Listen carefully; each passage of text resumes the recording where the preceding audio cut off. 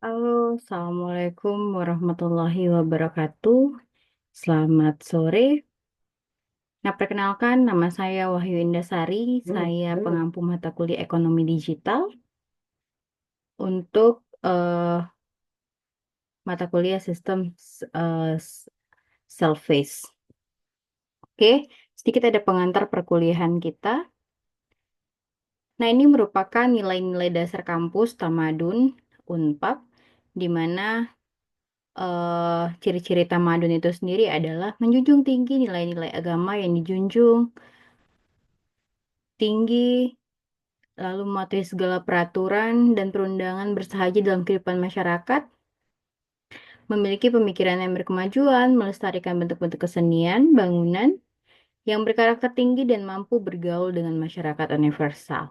Lalu ciri-ciri mandiri itu sendiri adalah adanya rasa tanggung jawab, memiliki pertimbangan dalam menilai problem yang dihadapi secara intelijen, lalu adanya perasaan aman bila memiliki pendapat berbeda dengan orang lain, adanya sikap kreatif sehingga menghasilkan ide yang berguna bagi orang lain, menunjukkan inisiatif dan berusaha mengejar prestasi secara relatif jarang mencari pertolongan pada orang lain. Lalu menunjukkan rasa percaya diri, menghargai waktu dan bertanggung jawab, mempunyai rasa ingin menonjol.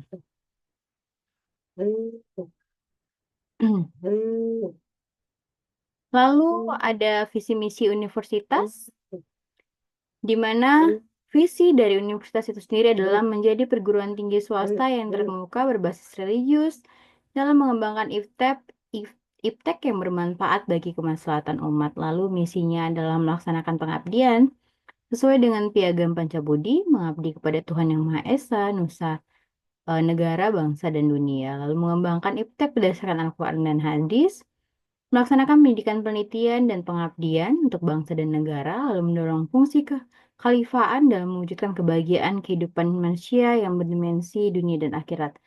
Lalu melestarikan sumber daya alam dan lingkungan serta kehidupan sesuai dengan syariat agama. Nah, visi dari Fakultas Social Science. Nah, visinya adalah menjadi fakultas yang terkemuka dan mengembangkan konsep pengetahuan berdasarkan pada rumpun bidang ilmu sosial dan humaniora yang berdaya saing secara internasional serta bermanfaat untuk kemaslahatan umat. Nah, misinya adalah melaksanakan dan meningkatkan kualitas mutu pendidikan, penelitian, pengabdian kepada masyarakat yang sesuai dengan rumpun ilmu sosial humaniora yang berdaya saing internasional. Lalu melaksanakan dan meningkatkan pengembangan SDM, baik itu dosen dan pegawai seperti kualifikasi akademik, sertifikasi kompetensi internasional, jabatan akademik, sertifikasi profesional, dan lain sebagainya.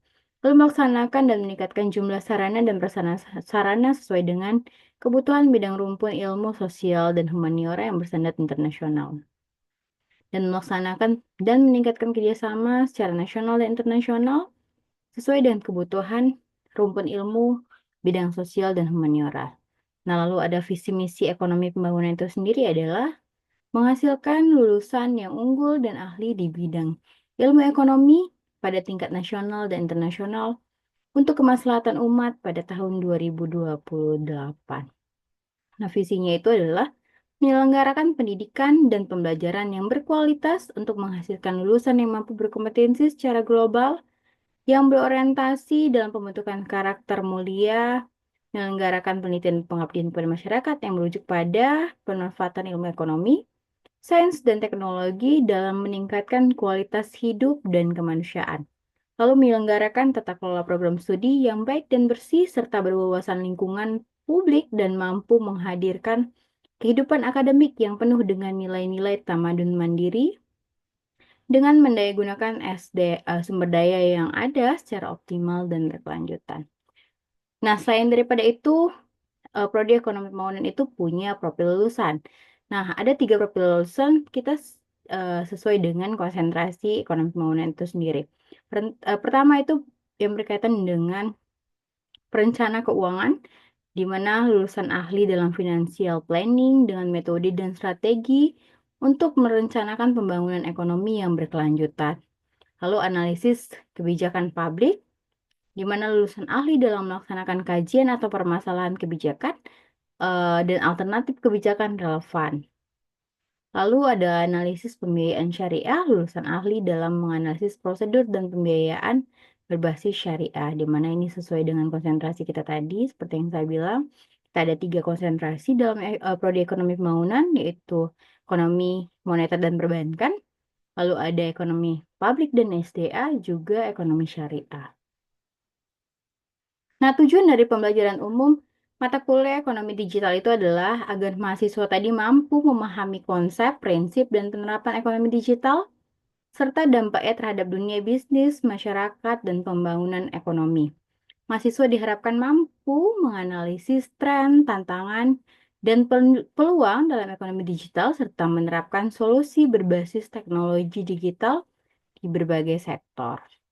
Lalu ada tujuan pembelajaran khusus, di mana mengintegrasikan teknologi digital dalam solusi bisnis, lalu ada menyusun strategi inovatif berdasarkan tren ekonomi digital, lalu ada menjadi profesional yang kompeten di era digital dengan pemahaman yang kuat tentang prinsip dan tantangan ekonomi digital.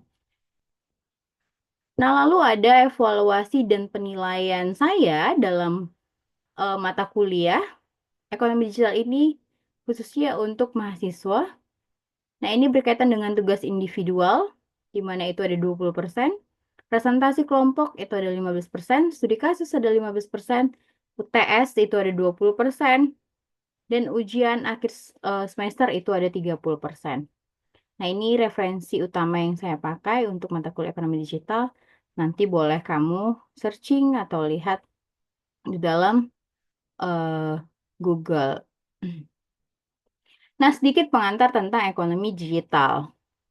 Nah, apa itu ekonomi digital? Ekonomi digital itu merupakan perubahan landscape ekonomi yang didorong untuk perkembangan teknologi digital, khususnya itu internet dan platform digital,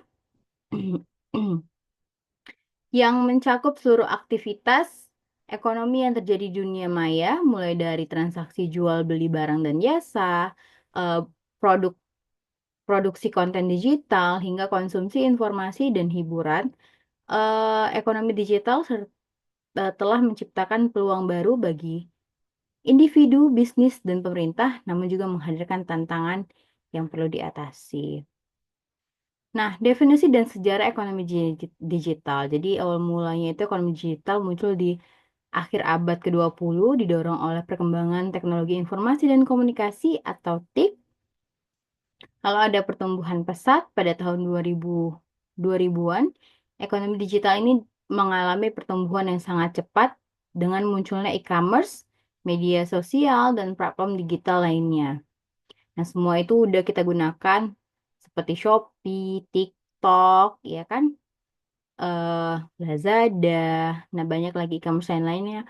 Lalu media sosial juga yang kamu pakai. Nah, transformasi ekonomi saat ini terjadi ekonomi digital itu menjadi bagian dari integral dari kehidupan masyarakat dan ekonomi global.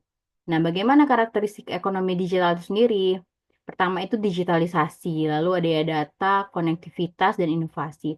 Nah, digitalisasi itu apa? Semua aspek ekonomi digital itu termasuk transaksi, produksi, dan konsumsi dilakukan secara digital. Lalu konektivitasnya itu adalah ekonomi digital itu membutuhkan konektivitas internet. Jadi kita pakai internet, beli data, paket data, dan perangkat digital untuk beroperasi. Lalu adanya data. Data merupakan aset utama dalam ekonomi digital yang dilakukan untuk dianalisis personalia dan mengembangkan produk dan layanan. Nah, inovasi ekonomi digital itu mendorong inovasi teknologi dan bisnis secara terus-menerus. Nah, bagaimana peluang dan tantangan ekonomi digital itu sendiri?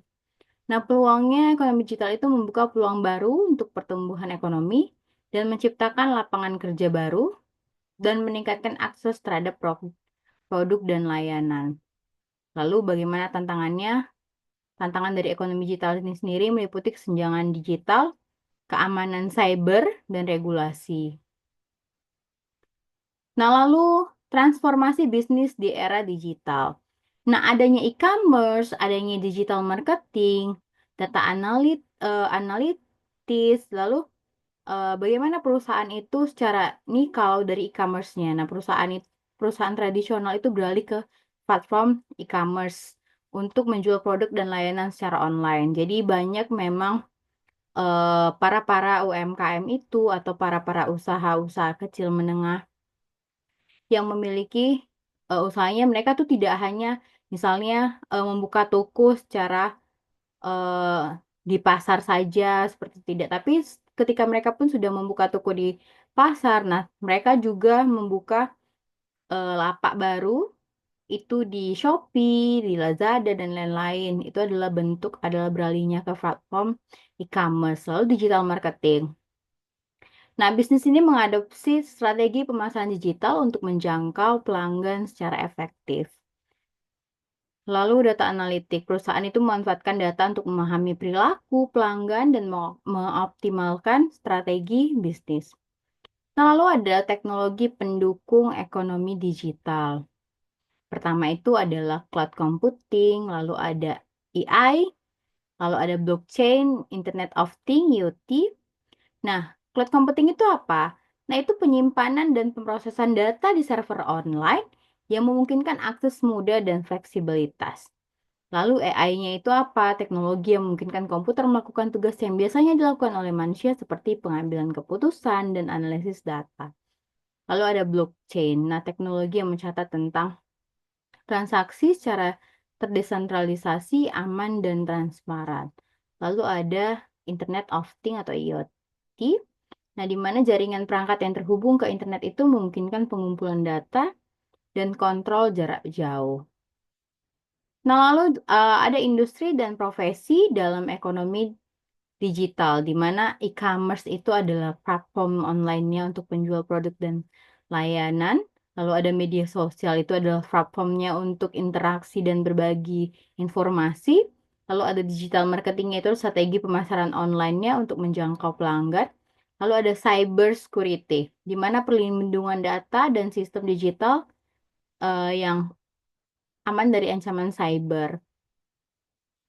Nah, lalu ekosistem ekonomi digital di Indonesia. Nah, ekosistemnya itu ada e-commerce, ada fintech, infrastruktur digital. Di mana e-commerce-nya itu sendiri di Indonesia memiliki pasar e-commerce yang berkembang pesat pada platform Tokopedia, Shopee, dan Bukalapak. Itu mungkin kalian sudah tahu kan?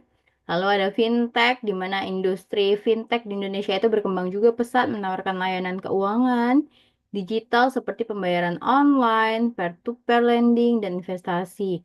Nah, sekarang itu ada QRIS, ada e-wallet. Nah, itu semua bisa digunakan secara eh, individu jika dia punya mobile banking, dia punya OVO misalnya, dia punya e-wallet, Dana, dan lain-lain. Lalu ada infrastruktur digital, itu pemerintah Indonesia yang tengah mengembangkan infrastruktur digitalnya, termasuklah jaringan internet dan infrastruktur teknologi telekomunikasi untuk mendukung pertumbuhan ekonomi digital.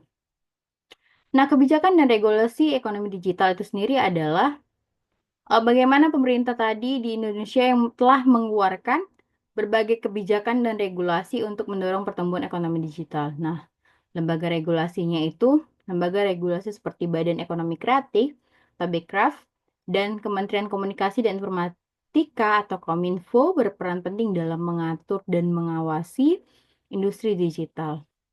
Nah, sedikit kesimpulan dan arah pengembangan ekonomi digital, di mana ekonomi digital ini memiliki potensi besar untuk mendorong pertumbuhan ekonomi dan meningkatkan kesejahteraan masyarakat di Indonesia. Arah pengembangan ekonomi digital ini di masa depan meliputi peningkatan infrastruktur digital, pengembangan eh, informasi, dan lain-lain.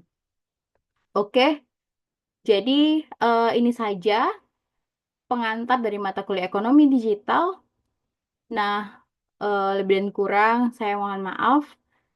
Untuk materi selanjutnya itu akan saya share di dalam portal. Baik, terima kasih. Assalamualaikum warahmatullahi wabarakatuh. Selamat sore.